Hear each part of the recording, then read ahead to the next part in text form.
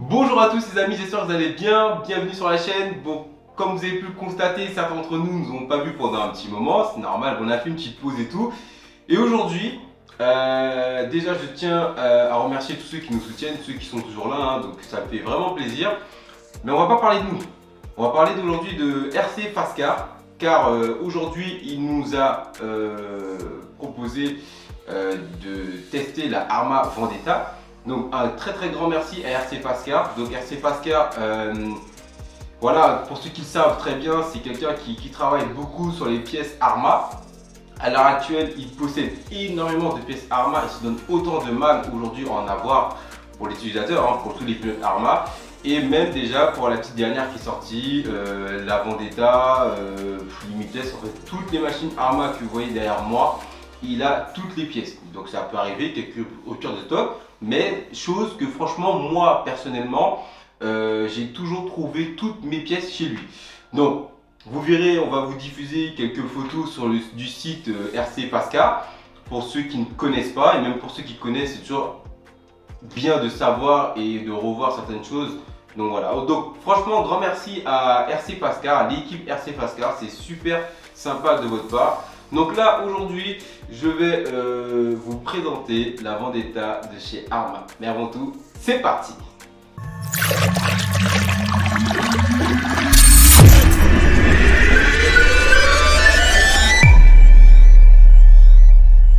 Et voilà les amis, hein, donc là comme convenu, le Vendetta de chez Arma, ici grâce à RC Fastcar qui nous permet de bénéficier du véhicule, dire ce qu'on pense et tout. Donc bien évidemment j'ai ouvert pour checker un peu, hein, parce que bon, le véhicule a déjà été roulé, donc je suis pas le seul qui l'a roulé, il a fait le tour de certains youtubeurs, hein, donc voilà. Donc là concrètement, alors franchement oui, il y en a qui parlent un peu sur la boîte. Je ne vais pas vous parler de la boîte, sincèrement. Pourquoi? Parce que je pense qu'il y en a qui l'ont assez fait. D'accord, ok. Nous on va directement attaquer la voiture.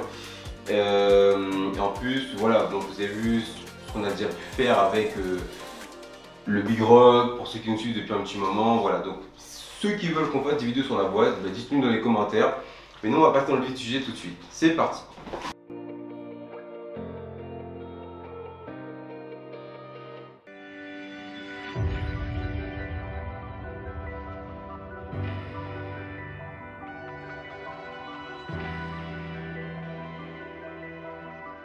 Et voilà les amis, hein, le Arma Vendetta, donc la petite nouveauté de chez Arma. Alors sincèrement, c'est magnifique. Et je suis pas tout seul, il y a le frangin qui est là avec moi. Big up les amis. Ouais, moi aussi je suis là. On va le faire à deux tranquillement, pépèrement. Faire ça à deux tranquillement. Donc là je vais lui laisser la main. Parce que il a beaucoup travaillé sur le véhicule. C'est vraiment un véhicule sympa, hein. Donc sympa esthétiquement. Alors déjà, esthétiquement, ouais. Je vais un peu donner mon point de vue sur ça. Donc la couleur, moi, j'aime beaucoup. Ça ne plaît ou ça ne plaît pas. Bon écoutez, c'est les couleurs. Chacun ses goûts, hein. Voilà, chacun ses goûts. Alors moi, ce que je trouve sur cette couleur, la couleur, franchement, elle m'interpelle beaucoup parce que c'est rare dans le modélisme de voir une couleur aussi flashy. Par les marques. Les marques, c'est vraiment des couleurs un peu sombres, noires, orange. Des couleurs un peu classiques qui mélangent un peu les couleurs flashy, les couleurs sombres. Là, on a complètement une couleur flashy, un petit vert pomme. Donc, personnellement, moi j'aime bien. Après, moi ça nous va très bien. Après, elle existe aussi en bleu nuit. Façon. Ouais, je suis pas trop fan de la couleur, désolé. Le bleu nuit, ouais, je suis pas trop fan non plus. J'aime bien les couleurs extravagantes. Voilà. Alors, Arma Vendetta, alors à la sortie. On était moi personnellement j'étais un petit peu sceptique un peu. Je pensais qu'ils allaient nous sortir un gros modèle 6S, parce que c'est vrai qu'en 6S en échelle 1/7 ça aurait vraiment tartiné, surtout qu'avec la coupe des voitures des 24 heures du Mans, donc franchement ça claque plutôt bien. Après il faut savoir que cette voiture là elle est sur la même base qu'un Big Rock, elle est sur la même base qu'un Typhon 3S. Donc, sauf que là, sur sur le châssis, ils sont un peu plus étendus, c'est ça, ouais. Non, c'est vraiment le même châssis, parce que moi j'ai regardé les références et tout. J'étais même sur le plan de la voiture sur le site Arma lui-même. Donc, franchement, c'est sur la même base. Après, là, c'est vraiment en mode piste, en mode 24 heures du Mans. Donc là, franchement, on va déjà soulever la carreau. Donc on sait que Arma niveau carreau, ils savent assurer. Hein. Franchement, ils font des carreaux plutôt solides. J'avoue. Ils font des carreaux plutôt solides. Après, au niveau des trous d'air, au niveau des roues, ça c'est quand même bien pensé de la part de la marque. Donc franchement, la carrosserie déjà, elle est. Alors moi, je suis assez surpris parce que, voilà, comme il a dit, hein, c'est vrai que pour nous, personnellement, on a pensé un peu la même chose, type un peu 24 heures du Mans par rapport au fuselage, la coupe de la carrosserie. Donc voilà, attends. Voilà, donc franchement, regardez, hein, c'est vraiment assez particulier. Hein, donc franchement, moi ça me fait penser sinon aux voitures des fois de NASCAR qui ont ça aussi. Ah, bien. Quand ils font des décrochages, les voitures de NASCAR, ils ont des trous sur la carrosserie. Et quand ils font des décrochages, ben, ça leur permet de plaquer le véhicule au sol et tout. Donc voilà, hein, franchement, pour ceux qui connaissent leur fameux slogan. Mais franchement, la carrosserie, elle a vraiment un. La carrosserie, elle envoie. Voilà, c'est vraiment positif. Cool, magnifique. Moi, j'aime beaucoup. Après, comme je vous l'ai dit, moi, j'étais pas trop enjaillé parce que la réalité et sur les vidéos, c'est deux mondes différents. Mais franchement, la voir en vrai, j'aime beaucoup. C'est vrai que j'étais un peu sceptique comme je dis sur les vidéos, mais j'aime beaucoup. Et franchement, voilà. Après, moi, je sais que les carrosseries Arma sont pas trop mal. Donc déjà, rien qu'au toucher, les amis, hein, sincèrement, pour ceux qui ne la connaissent pas, sont déjà bien solides, hein, les elle carrosseries est Arma. bien assez dure. Je trouve que bon, au niveau de l'aileron à l'arrière, elle est très souple. Ouais. Par contre, bon, à voir après son efficacité. Hein. Son efficacité. Donc voilà. Je vais laisser le frangin, lui, vous parler un peu plus de la voiture, en détail de la voiture. Alors franchement, à première vue, c'est une voiture plutôt avec déjà un traction. Hein. Donc franchement, ça me choque pas, Alors à l'avant, par contre ici, ils ont pensé un peu comme l'infraction. Ils ont mis comme un. On montre leur bien, voilà. Je sais pas si vous voyez bien. Voilà. Donc comme une protection en mousse ici, donc c'est plutôt, ça fait penser à l'infraction concrètement. Après tout le reste, franchement, c'est vraiment sur une base de Big Rock, une base de Typhon 3S. Alors par contre, je remarque aussi au niveau des tirants, au niveau des cardans, donc c'est même au niveau des triangles, tout est beaucoup plus étroit. Donc, regardez, hein, on va vous zoomer tout ça. Vous zoomez ça tranquillement, les amis. Tout est beaucoup plus étroit, c'est pas étendu comme le Typhon, comme le Big Rock. Les cardans sont beaucoup plus courts, les triangles sont beaucoup plus courts. Alors ils ont mis aussi une barre anti-roulis, par contre c'est beaucoup plus dur à vous la montrer. Une barre anti-roulis. C'est là où c'est bien noir. Ouais, c'est là où c'est. En fait, si vous voulez. Alors la barre anti-roulis, elle est vraiment pas très épaisse, hein, donc une barre anti-roulis peut-être de 2 mm ou 2 mm 5, qui n'y a pas aussi sur les anciens modèles 3S. C'est vrai quoi. Excuse-moi, mais quand tu regardes le châssis, c'est vraiment tiré du Big Rock ou du Typhon. Ouais, c'est vraiment tiré du Big Rock, du Typhon, parce que c'est les seules machines qui ont, je pense peut-être avec le Vortex, qui ont des châssis longs, concrètement. Alors par contre, voilà, alors la faiblesse aussi qu'il y a sur les Big Rock, mais pas forcément sur la Vendetta, vu que les trains sont plus courts, donc forcément c'est moins sensible que si on est étendu. Ça c'est clair. Alors après, les différentiels restent les mêmes. Clairement, les différentiels restent les mêmes. Les différentiels restent les mêmes, excusez-moi, je me répète. Par contre, il existe aussi les différentiels options. Bah, après bon, franchement, moi je préfère rester sur ceux d'origine. On peut mieux faire le plein, que ce soit comme pour les youtubeurs ou comme ceux qui ne sont pas youtubeurs. Concrètement, il n'y a pas de souci, on n'a pas rencontré de galère avec les différentiels. Franchement, ils font vraiment le taf. Alors après, le cardan central en plein milieu, pas de problème, il fait vraiment le boulot. Parce que déjà sur le Big Rock, moi bah, ça fait déjà 1 an que j'ai le Big Rock, bah, les deux indices qui sont là. Alors au niveau des cardans, surtout le cardan central, je n'ai pas eu de soucis. J'ai eu quelques anomalies avec les cardans des roues, bon ça a pu arriver. Le cardan central du Big Rock est toujours là actuellement, donc franchement je pense que sur une piste, je pense pas qu'il bouge. Sur une piste, c'est vraiment pas censé bouger, c'est beaucoup moins brutal que sur un MT, ça c'est sûr. Exactement. Après, par contre, moi, à voir, parce que sur le Big Rock, je sais que nous avons ce problème au niveau du support moteur qui bouge par moment. Donc là c'est de la piste, donc je pense pas qu'on aura on va rencontrer ce souci-là, ça. Donc franchement voilà.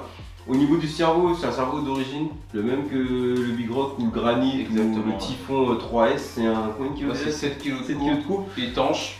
Je trouve que 7 kg de coupe, franchement, c'est très léger. C'est très léger. Moi je sais que dans mon Granit j'avais alors mon Granit c'est une version charbon que j'ai passé en branchesse, etc. Le cerveau m'a duré un petit moment. Bon après c'est du plastique, hein, donc c'est moins costaud. Et du coup j'ai dû remplacer ça par un Power H-Dome 18 kg. C'est la moyenne. Pour moi, c'est la moyenne pour une taille 1/10, clairement. Alors là, le boîtier de réception étanche, donc franchement pas de souci, très pratique, qui facile à démonter, hein, concrètement. Le variateur, alors, le variateur de chez Spectrum, par contre, je le trouve vachement petit. Je me demande s'il le variateur. Je me demande s'il fait pas la taille du 120 A de chez Hobbywing. Mais carrément, en BU, on sait que c'est beaucoup plus faible. Le variateur est situé juste là, pour ceux qui ne connaissent pas. Voilà. Donc c'est la pièce orange qui est ici. Donc, ce qui sert à programmer votre véhicule. Exactement. Par contre, faites attention, c'est quand vous programmez votre variateur, vous avez moins de réglages que sur un Hobbywing. Il faut faire attention à ça et il faut surtout prendre votre cahier quand vous le réglez. Parce que vous n'avez pas la même plage de réglage. Ça, il y en a qui savent, il y en a qui savent peut-être pas. Nous, au moins, on le dit, il n'y a pas de problème. Alors, ce qu'il faut faire attention, ce que je remarque aussi, les tours d'amorti ne sont pas les mêmes. Vu que la voiture est beaucoup plus basse, a une meilleure garde au sol que les tout-terrains, que le Granit ou que le Big Rock qui sont derrière moi. Là, vous avez aussi un passage ici pour la barre, comme sur le Kraton ou le CAS 4S. Exactement. Mais après, concrètement, ça c'est inutile de la mettre ici. Concrètement. Faut voir après, ça, faut voir au niveau du châssis, les attentions et tout. Voilà, c'est ça. Bon, voilà, pour ceux qui demandent, je pense que tout le monde est ça au jour d'aujourd'hui, hein, donc il y en a qui s'amusent à faire du speedrun. Nous, notre but à nous, c'est faire du speedrun avec, faire un peu de circuit, mais on aime beaucoup le speedrun, on n'en pratique pas beaucoup, c'est vrai. Mais on adore le speedrun quand même, franchement, c'est assez sympa. Et après, moi, ce qui me plaît beaucoup, c'est vraiment que la machine est vraiment. On vous dit, elle est vraiment compacte et longue. Elle est compacte et longue et ça me plaît énormément. Après voilà, faut voir comment elle réagit. Ce que je trouve aussi mignon, je dirais, c'est le petit diffuseur à l'arrière, avoir son efficacité, si vraiment il est vraiment fait le job. Il fait vraiment le boulot complètement. Exactement, franchement ça serait super sympa, donc avoir ça. Alors par contre après, les pneus. Ouais, alors au niveau des pneus, c'est vrai que les pneus ça va se demander s'il y a de la mousse dedans, parce que franchement même moi quand j'appuie, il n'y a pas forcément de la marge dedans quand j'appuie. Les pneus, voilà, moi faut voir ce que ça dit parce que sur le Limitless, donc c'est un gouffre à pneus, hein, bon les véhicules Arma on sait qu'ils sont lourds, hein, franchement voilà le Limitless qu'on lui dit bah, que derrière moi qui est là, c'est vraiment un gouffre à pneus, franchement. D'ailleurs j'aimerais bien, tiens tu parles du Limitless gros, mais j'aimerais bien comparer, parce qu'ils disent que c'est à l'échelle 1/8. J'aimerais bien comparer le Limitless. Ouais, le Limitless c'est quand même beaucoup plus massif à côté, beaucoup plus large. Hein. Et c'est quoi, c'est à l'échelle 1/8, mais après, ouais, c'est à l'échelle 1/8. Faut vraiment voir, franchement. Ils disent que c'est à l'échelle 1/8, mais je pense que, je sais pas, peut-être que si on compare le Typhon 6S à côté qui lui est à l'échelle 1/8, mais qui, vu que le buggy c'est beaucoup plus compact, je me demande si c'est pas. Des fois c'est un peu marrant, des fois quand c'est un peu curieux comment les marques font des fois les tailles des machines. Voilà, c'est ça. C'est une fois ça, certaines marques qui ont des machines vraiment surdimensionnées, c'est du 1/8, mais après c'est un peu confondu. C'est vraiment fou. Quand je vois des fois que le Outcast est à l'échelle 1/5, mais quand on voit par exemple le Raminator lui qui est vraiment à l'échelle 1/5, on se dit bon. Oui, où est le vrai ou le faux. C'est ça qu'on se pose comme question. Franchement, pour en venir sur ce véhicule, pour rester là-dessus, pour moi c'est un véhicule qui a de l'avenir. Parce que franchement, ça n'a strictement rien à voir. Qui peut encore évoluer. Voilà, ça n'a strictement rien à voir avec les tout-terrains qui sont derrière nous. En fait, on vous parle d'eux parce que c'est vraiment, certaines pièces sont un peu similaires. C'est la base. C'est la base. Mais je pense que c'est un véhicule qui peut avoir de l'avenir pour le faire évoluer. Et ça serait super sympa de le faire évoluer. Après, à voir comment ça va se passer, ce que la marque souhaite faire et tout. Mais en tout cas, voilà. Donc, on va voir comment ça se comporte au niveau des pneus, des différentiels. Comment la voiture se comporte en globalité. En globalité. Après au niveau des fusées arrière, fusées avant, triangle, franchement, on a Ça, sur c'est les best, déjà oui. on rencontre pas de galère concrètement. Donc là-dessus, Là-dessus, à part son taf à c'est moi. trottoir assez fort, Alors, mis à part si on fait un gros décrochage, il y a peut-être ça à la limite. voilà. Alors par contre moi ce qui me chiffonne un peu là-dessus c'est la transmission. Alors les différentiels devant derrière sont de qualité, mais moi ce qui me chiffonne un petit peu c'est le slipper qui est en plein milieu. Ils ont fait, alors si vous voulez ils ont mis le slipper des modèles charbon, mais ils ont mis la couronne des modèles 1.8. Ils ont retravaillé la couronne, mais ça reste toujours comme un slipper au bout, ce qui fait que, enfin en plein milieu, ce qui fait que ça rigidifie toute la transmission. Moi je suis un peu sceptique là-dessus, j'aurais aimé en fait qu'ils ne sortent genre une Vendetta avec un différentiel central. Ça aurait été beaucoup plus fiable déjà. Ouais, c'est sûr. C'est sûr ça aurait été beaucoup plus fiable. Je sais pas s'ils vont penser s'ils vont peut-être ressortir des Big Rock ou des granites avec des différentiels centrales, mais ça serait même mieux déjà. Concrètement, qu'est-ce que je peux vous dire sur cette machine? Après, il existe aussi des pièces options sur cette machine comme le setup de direction. Alors, les setups de direction, il existe aussi. Qu'est-ce qui peut exister aussi comme. Ah oui, il y a aussi les différentiels. Les différentiels, exactement. Après, comme je sais que j'ai dit en début de vidéo, mais c'est vrai que les différentiels alu sont beaucoup plus chers, hein, concrètement. Parce que c'est en plus des fois. Parce que c'est en plus. Après, il faut être malin.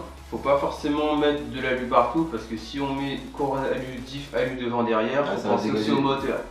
Faut penser aussi au moteur si un chien s'il va suivre déjà, hein, parce que le moteur il va chauffer. Voilà, le moteur il risque de chauffer, vous risquez de casser votre moteur, ça agit sur l'électronique.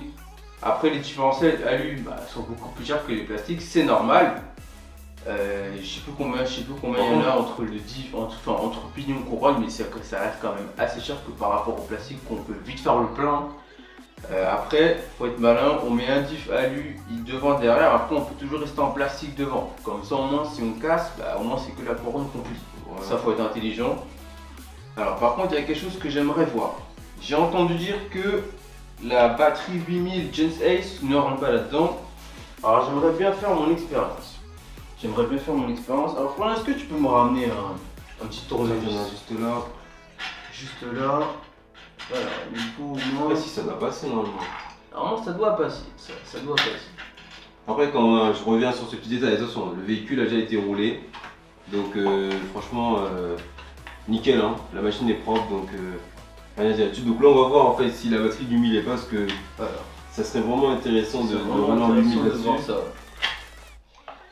Disons les batteries 8000 elles rentrent pas dessus alors que ça passe dans mon granit alors que le granit est un châssis plus court.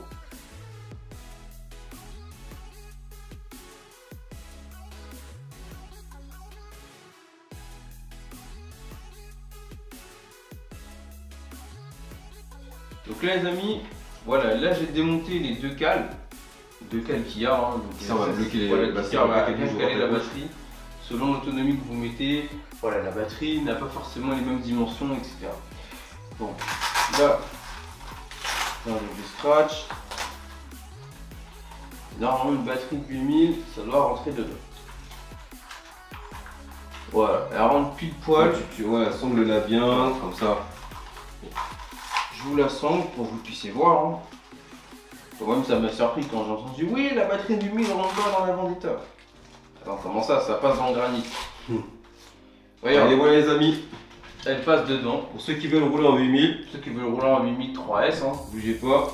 J'arrive dessus. Voilà, regardez. Elle rentre pile poil dans la Vendetta. Donc, ça serait quand même bizarre qu'elle rentrerait pas dedans.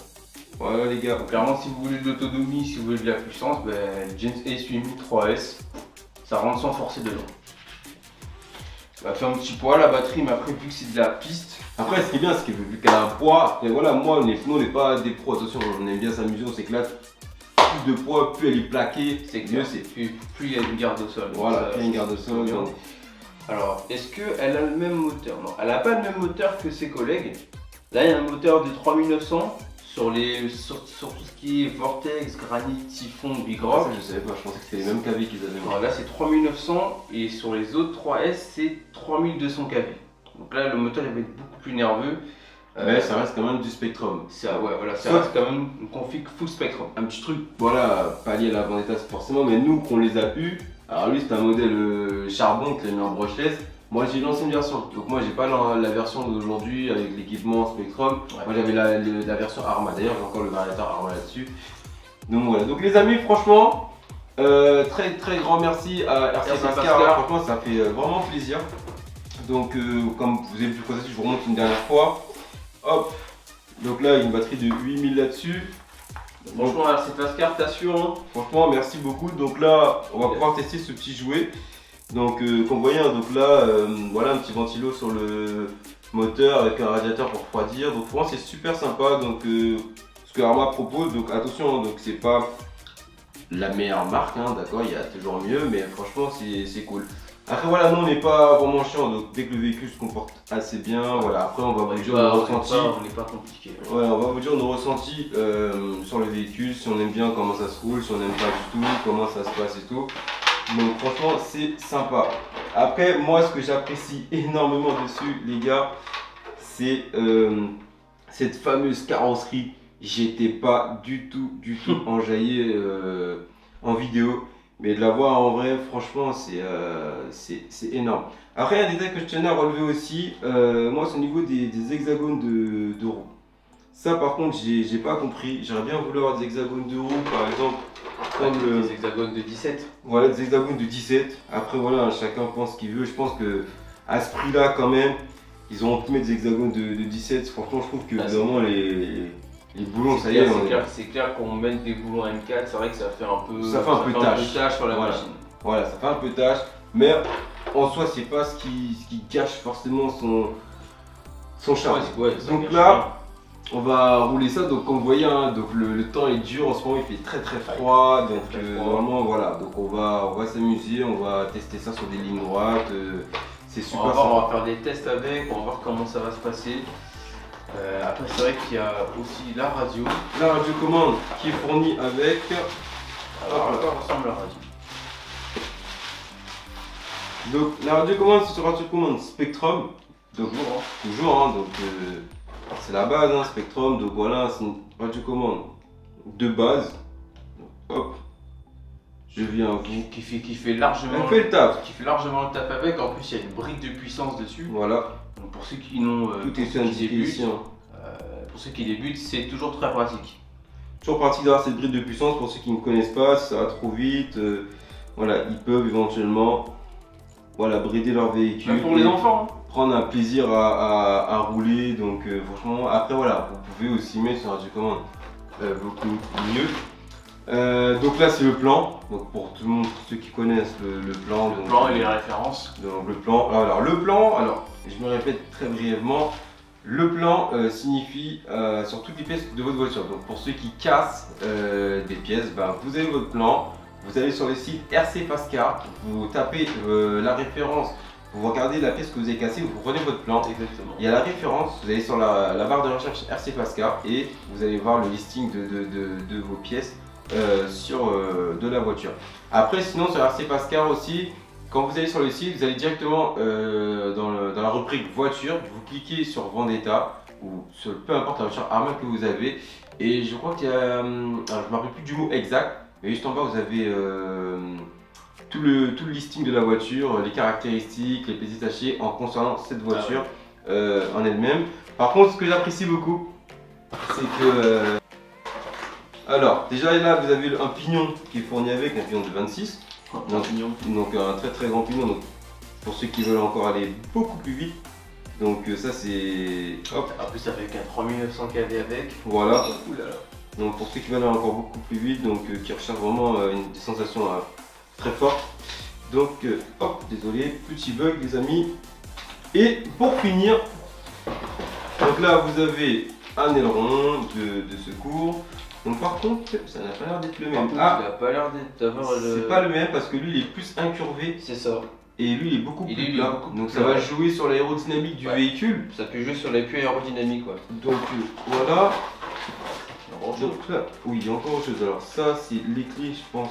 Et ça, il me semble que C'est marrant la forme qu'il a. Ouais, c'est marrant la forme. Ouais. C'est marrant. Donc voilà. Et pour finir les amis, ça me plaît parce que RC Fast-Car nous a laissé un GPS. Donc pour prendre la voiture au compteur, hein, donc vous aurez éventuellement tout le listing des petits records qu'on peut faire avec ce véhicule. Donc voilà, donc ça c'est super sympa. Donc c'est un GPS qui nous a été prêté comme la voiture par RC Fast-Car. Super sympa hein, de travailler, super sympa de sa part. Franchement c'est super sympa à lui. Donc pour ceux qui recherchent vraiment voilà, des pièces, voilà, vous allez sur son site à lui, vous pouvez aussi le contacter. Donc il est très rapide en communication téléphonique, mail, il n'y a aucun problème. C'est franchement quelqu'un de très carré. Il se plie en 12 pour les clients pour avoir voilà. les pièces assez rapidement. Franchement c'est super sympa et pour rajouter à ça, là ça aussi c'est du RC Fast-Car, c'est des pièces de différentiel qu'il y a dedans de Kraton. Je vais voir vite fait, hop, juste là. Alors, donc ça n'a rien à voir mais je vous balance quand même.